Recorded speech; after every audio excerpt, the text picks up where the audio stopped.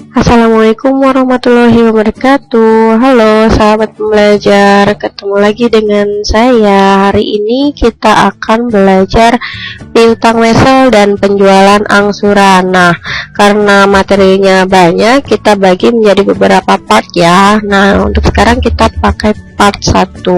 Sebelumnya kita sudah pernah belajar piutang wesel. Piutang wesel itu apa sih?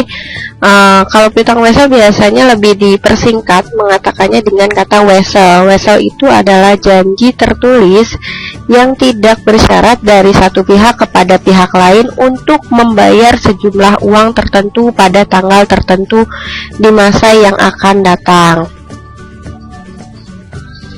Nah, berikut ini ada beberapa istilah-istilah yang akan sering kita dengar jika kita belajar tentang piutang. Yang pertama adalah wesel bayar. Wesel bayar itu merupakan janji tertulis yang dibuat oleh perusahaan untuk membayar kepada kreditor sejumlah tertentu dan bunga pada tingkat yang telah disepakati. Nah, yang kedua ada namanya wesel tagih. Wesel tagih ini yang kita sebut lebih ke piutang wesel, merupakan janji tertulis yang dibuat pelanggan untuk membayar kepada perusahaan sejumlah tertentu dan bunga pada tingkat yang disepakati. Selanjutnya ada yang kita namakan dengan wesel tagih gagal bayar. Nah, ini adalah wesel tagih yang gagal dibayar oleh pembuatnya pada tanggal jatuh temponya. Selanjutnya ada yang kita sebut sebagai diskonto. Diskonto ini merupakan bunga yang dikurangi dari nilai jatuh tempo wesel tagihnya. Baik, perlu diketahui bahwa piutang wesel ada yang bisa dipindah tangankan dan ada yang tidak. Untuk wesel yang bisa dipindah tangankan, ini berarti yang membuat wesel akan membayar pada orang atau badan yang memegang wesel tersebut pada saat jatuh tempo atau kita sebut due date. Nah, untuk wesel yang bisa dipindah tangankan, bisa didiskontokan ke bank sebelum jatuh temponya. Nah, selanjutnya pengalihan piutang wesel atau pendiskontoan berarti meminjam uang ke bank dengan menggunakan piutang wesel sebagai jaminannya. Nah, bank ini akan memberikan pinjaman yang besarnya akan lebih kecil dibandingkan piutang wesel saat jatuh tempo dan dikenakan bunga yang diperhitungkan selama jangka waktu diskontonya. Untuk pendiskontoan wesel ini biasanya dilakukan dengan syarat jikalau pembuat wesel tidak melunasi weselnya pada tanggal jatuh tempo. Untuk itu, pihak yang mendiskontokannya bertanggung jawab untuk melunasi wesel tersebut.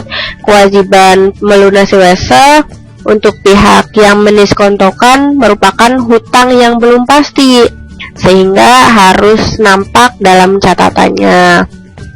Baik, selanjutnya kita akan mencoba untuk menghitung bunga diskonto wesel.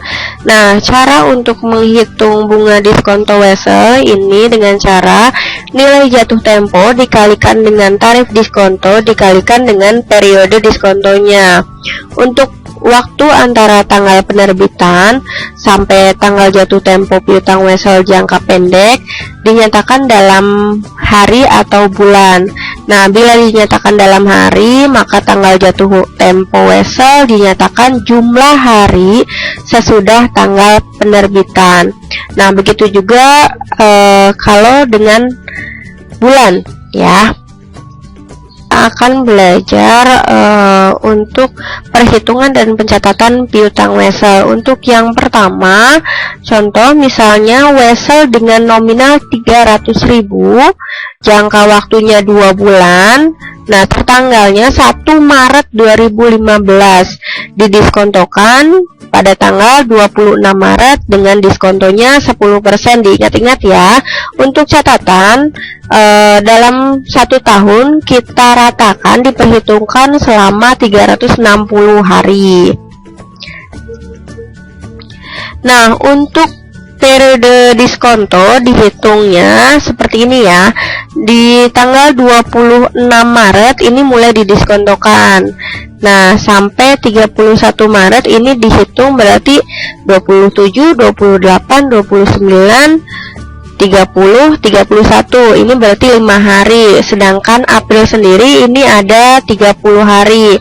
Berarti 5 sama 30 baru 35. Sedangkan untuk 1 Mei-nya ini adalah tanggal jatuh tempo, berarti dihitung 1 hari. Nah, maka dari itu periode diskontonya menjadi 36 hari. Oke, kita akan menghitung seberapa banyak uang yang akan kita terima karena adanya pendiskontoan itu. Nah, untuk nilai jatuh tempo wesel tadi 300.000 ya. Nah, karena didiskontokan berarti ini nantinya ada pengurangan uang yang akan diterimanya. Nah, diskontonya ada 300.000 dikalikan 10%. 10% ini dari tarif diskontonya dikalikan dengan 36 hari, yaitu dari periode diskontonya per 360 hari. Nah, kita dapatkan 3.000. Berarti untuk uang yang diterima 300.000 dikurangi 3.000 menjadi 297.000. Kan hitung jatuh temponya. Karena kita mulai dari 1 Maret, 1 Maret ini kita tidak hitung karena jangka waktunya 2 bulan. Berarti bulan Maret ini mulai dari tanggal 2 sampai 31. Berarti ini 30 hari. Bulan Aprilnya berarti 30 hari, sehingga kita dapatkan 60 hari. Nah, pada tanggal 30 April ini sudah kita anggap berjangka waktu 60 hari. Maka wesel tersebut jatuh temponya pada tanggal 30 April 2015. Nah, untuk rumus perhitungan diskonto di atas berlaku untuk wesel yang tidak berbunga maupun wesel yang berbunga. Yang berbeda nanti hanyalah nilai jatuh temponya. Wesel yang tidak berbunga mempunyai nilai jatuh tempo sebesar nilai nominal, sedangkan wesel berbunga nilai jatuh temponya sebesar nominal ditambahkan dengan bunganya. Baik, kita lanjut untuk contoh. Misalnya untuk piutang wesel yang tidak berbunga. Jumlah yang akan diterima pada tanggal 26 Maret adalah, nah, kita tadi dapatkan nilai jatuh tempo weselnya adalah 300.000 rupiah. Nah, diskontonya 300.000 dikalikan 10% dikalikan 36 hari per 360 hari jadi 3.000, maka uang yang diterima hanya 297.000. Untuk pihak yang mendiskontokan ini akan mencatatnya di dalam jurnalnya, kasnya bertambah ya sebesar 297.000. Nah, sementara biaya bunganya 3.000. Nah, untuk piutang weselnya ada di sebelah kredit sebesar 300.000 rupiah. Baik, kita lanjutkan untuk contoh piutang wesel berbunga. Nah, misalkan wesel di atas berbunga sebesar 12% setahun dan didiskontokan dengan diskonto sebesar 10% setahun. Nah, berarti jumlah yang diterima pada tanggal 26 Maret 2015 ini berbeda dengan yang tadi piutang wesel yang tidak berbunga. Nah, karena ini berbunga, maka nantinya uang yang diterima pasti akan lebih besar. Nah, kita coba hitung ya. Untuk nilai nominal wesel yaitu 300.000. Nah, karena ini kita berbunga, berarti kita hitung bunganya dulu. Bunganya 12%. Itu 1 tahun. Nah, karena ini hanya 2 bulan, berarti dikalikan 2 per 12. 12 ini dari 1 tahun itu 12 bulan. Nah, karena ini periodenya 60 hari, berarti 2 bulan, maka itu kita pakai 2/12 dikalikan Rp300.000, maka kita dapatkan 6.000. Nah, untuk nilai jatuh tempo weselnya berarti 300.000 ditambah 6.000, maka jadi Rp306.000. Nah, karena kita diskonto, maka Rp306.000 ini dikalikan dengan 10%. Nah, kita kalikan lagi dengan periode diskontonya. Periode diskontonya tadi 36 hari. Nah, 36 hari ini dibagi 360, maka kita dapatkan Rp3.060. Maka untuk uang yang kita terima 306.000 dikurangi Rp3.060, maka uang yang diterima yaitu Rp302.940.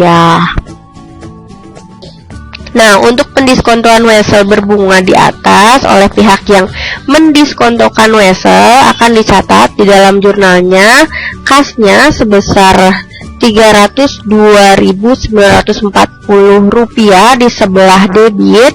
Sementara untuk piutang weselnya Rp300.000 di kredit, dan pendapatan bunganya di sebelah kredit sebesar Rp2.940. Terima kasih telah menonton video pembelajaran kali ini. Jangan lupa untuk subscribe, like, share. Terima kasih. Wassalamualaikum warahmatullahi wabarakatuh.